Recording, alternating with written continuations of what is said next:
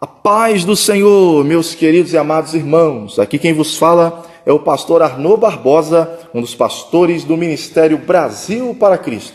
A nossa igreja fica ali em Formosa, Goiás. E é com muita alegria e também com muita honra que eu quero, junto com os irmãos, estudarmos um pouquinho o Evangelho de Marcos, especialmente o capítulo 1 do Evangelho de Marcos. Se você já leu, releia 1, 2, 3 vezes, quantas vezes você puder, porque é um evangelho fantástico. Mas antes de entrar no capítulo 1, eu quero falar de algumas características importantes sobre este evangelho maravilhoso e tremendo que nós vamos estudar. Você sabia que o Evangelho de Marcos foi o primeiro dentre os 4 evangelhos a serem escritos? Isso segundo a grande maioria dos estudiosos. Ora, sendo o evangelho mais antigo, ele serviu como base para se escrever os demais evangelhos, especialmente os evangelhos sinóticos. Ou seja, tanto Mateus quanto Lucas, antes de escreverem os seus evangelhos, eles leram, eles analisaram o evangelho de Marcos. Daí podemos entender a importância deste evangelho, embora ele pareça ser um pouco mais resumido, mas nós entenderemos que ele tem uma base fantástica para nos ensinar. Bem, quem era então o evangelista Marcos? Conhecido também como João Marcos, sendo seu nome João um nome judeu e Marcos um nome romano.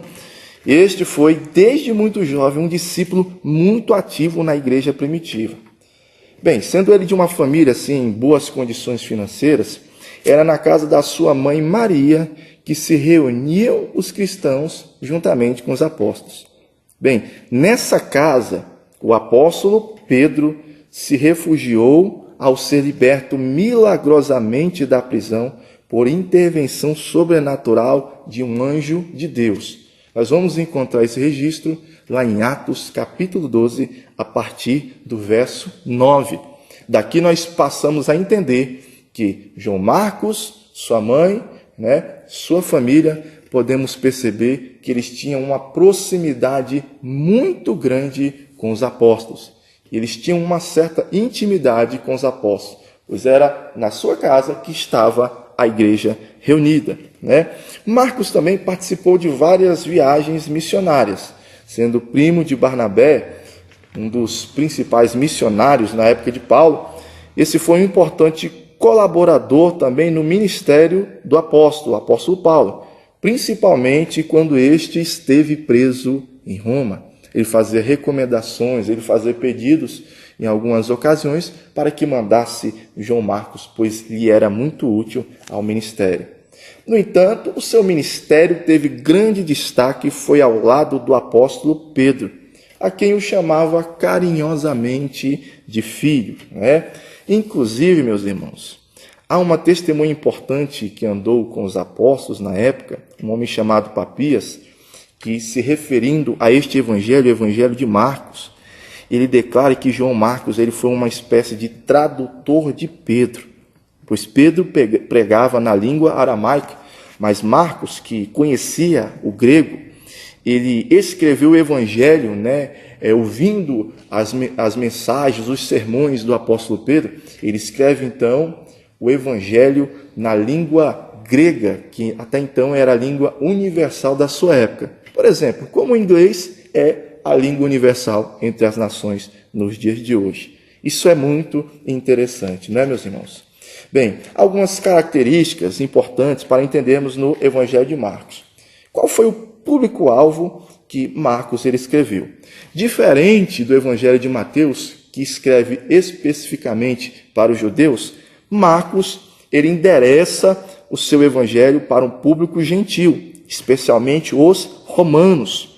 É por essa razão que nós vamos ver o evangelista abreviando a biografia de Cristo e dando mais ênfase, ao invés dos seus ensinos, ele seleciona os seus ensinos e ele vai direto para as obras de Cristo. Ele apresenta as obras de Cristo para provar que esse era o Messias prometido aos judeus, era o Filho de Deus, era aquele que veio, então, salvar a humanidade. A prova disso é que quando nós lermos algumas passagens se falando da tradição judaica, nós vamos ver ele explicando, o porquê daqueles acontecimentos. Ele vai citar alguns termos que Jesus falou na língua aramaica e logo vai dar o sentido. Por exemplo, quando Jesus curou aquela menina e disse, Talita cumi, ele logo explica, quer dizer, menina, te ordeno, levanta-te e anda. Palavras como Gólgota, ele vai explicar que significa a caveira.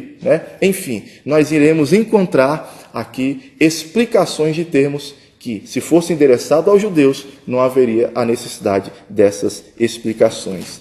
Bem, como o evangelista Marcos apresenta Jesus Cristo aqui no capítulo 1, o primeiro versículo já diz tudo, princípio do evangelho de Jesus Cristo, o Filho de Deus. Então ele vai apresentar Jesus como Cristo prometido aos judeus. E a prova disso, ele pega uma passagem das Escrituras Sagradas do Velho Testamento e vai mostrar que antes do Messias viria um mensageiro que prepararia o caminho do Senhor, uma espécie de um arauto do rei, alguém que iria preparar com as suas pregações o coração das pessoas para o novo reino que estava sendo instituído pelo próprio Deus na face da terra, com a chegada do Messias. Quem era esse profeta? Um homem conhecidíssimo e respeitado entre os judeus. Um homem que ainda estava com a sua memória, sua história ainda era uma memória viva na mente de muitos judeus. Quem? Profeta João Batista. E é interessante, meus amados, que ele vai citar até as características visíveis do profeta João Batista. João Batista era um homem que andava com roupas feitas de pelos de camelo e trazia um cinto de couro. Ora, essa era exatamente as roupas que usavam o profeta Elias. E o último livro do Velho Testamento, o livro do profeta Malaquias, ele diz que antes que chegasse o dia do Senhor, antes que se manifestasse o sol da justiça, viria o profeta Elias, ou seja, alguém nas características do profeta Elias, que era quem? João Batista. E não deu outra, meu amigo. Quando João Batista começa a pregar, a sua palavra era tão forte, tão eloquente, que as pessoas vinham da Judéia, vinham de Jerusalém, vinham de todas as partes, e ali confessavam seus pecados e eram batizados. Ora, alguns começaram a pensar que fosse João Batista o próprio Messias, mas ele faz questão de dizer, gente, vocês estão pensando que eu sou o Messias? Pois vou dizer uma coisa, aquele que virá após mim, ele é tão poderoso do que eu não sou capaz nem mesmo de ser conhecido como um servo, lhe desatando as suas sandálias. Não sou digno de ser comparado nem como um servo dele, o tão grande que ele é, tão superior que ele é a mim.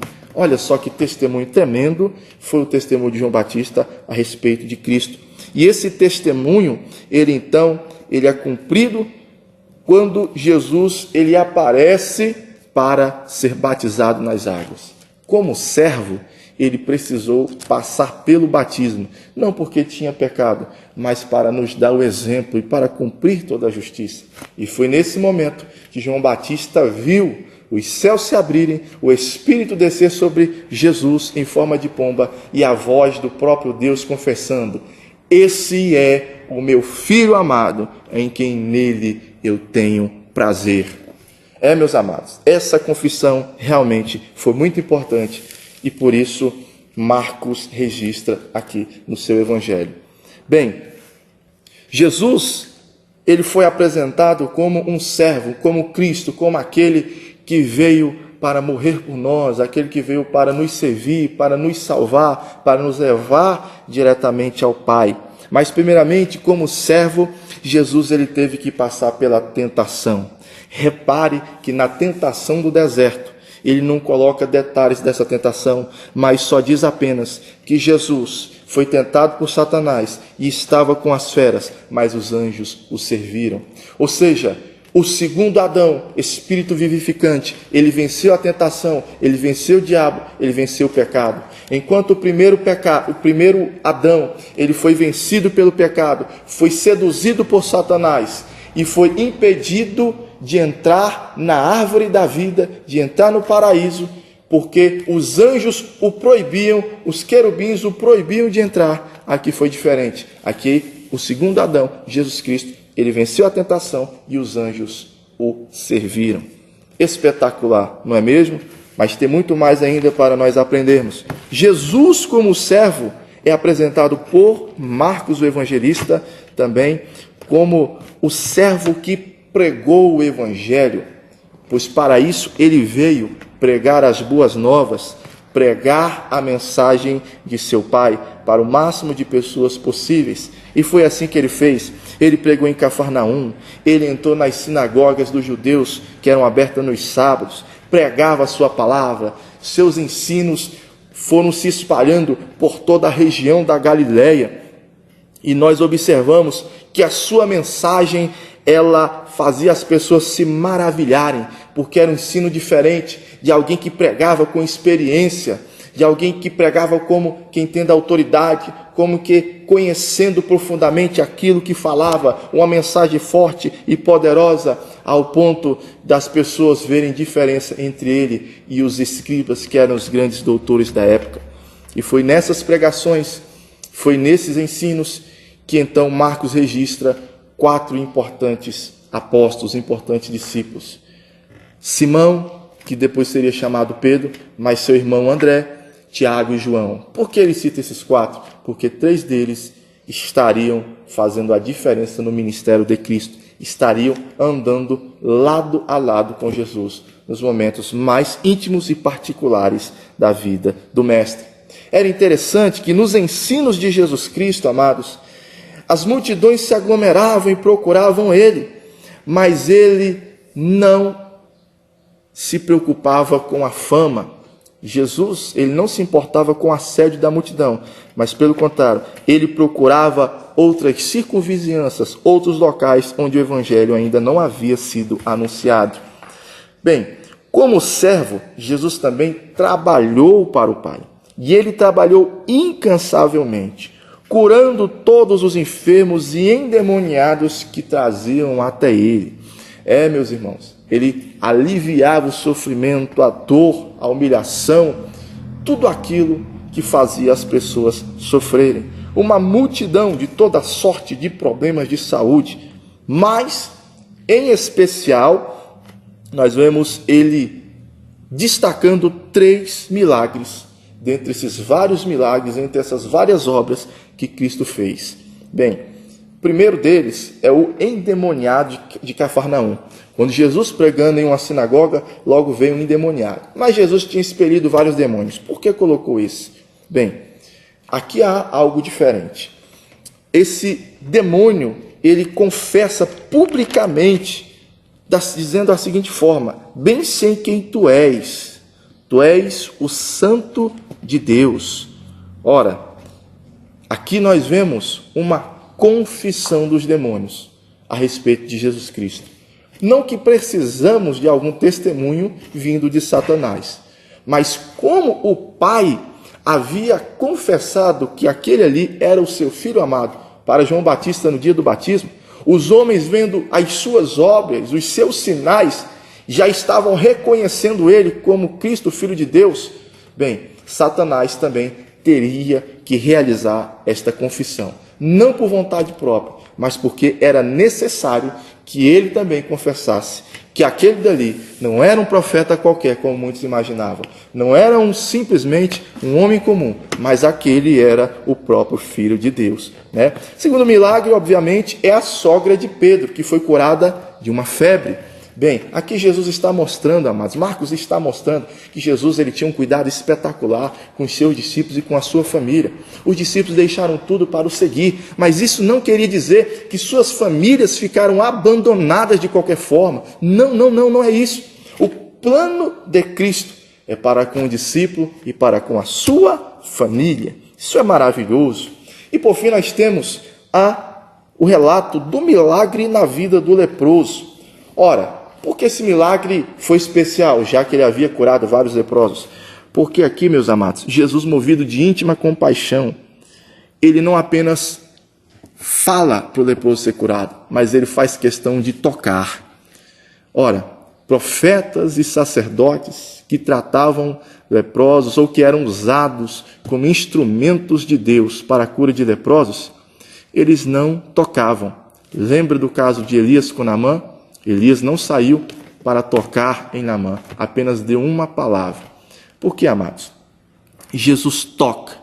Ele não estava contrariando a lei, mas ele estava mostrando que ele era Senhor da lei. E ele não veio, amados, simplesmente para curar as lepras físicas, mas sim a pior lepra, a lepra espiritual, o pecado. Jesus queria mostrar que ao curar o leproso, ao tocar no leproso, ele não se contaminava com a lepra, assim também com a lepra espiritual. Ele iria tirar o pecado do ser humano, sem contudo se contaminar com esse pecado, porque ele era o Cordeiro Santo. Não é maravilhoso isso aqui, meus amados? Por fim, Jesus também é apresentado como servo que orava. Alguns momentos ele se retirava para alguns lugares desertos, e ali a Bíblia diz que Jesus orava. Mesmo sendo tão poderoso, sendo o próprio Filho de Deus, o Verbo que se encarnou entre os homens, Jesus Cristo, como servo, ele orava, ele buscava, mantinha comunhão com o Pai. Ele necessitava dessa comunhão. Agora já imaginou se Cristo, sendo o Filho de Deus, precisava orar? Quanto mais nós, meus irmãos, nós é que precisamos orar mesmo e estar em constante comunhão com o nosso Deus e Pai. Você gostou desse áudio? Você sentiu Deus falar ao seu coração? Repasse, pois é bênção para muitas vidas. Até a próxima, fique com Deus e a paz do Senhor.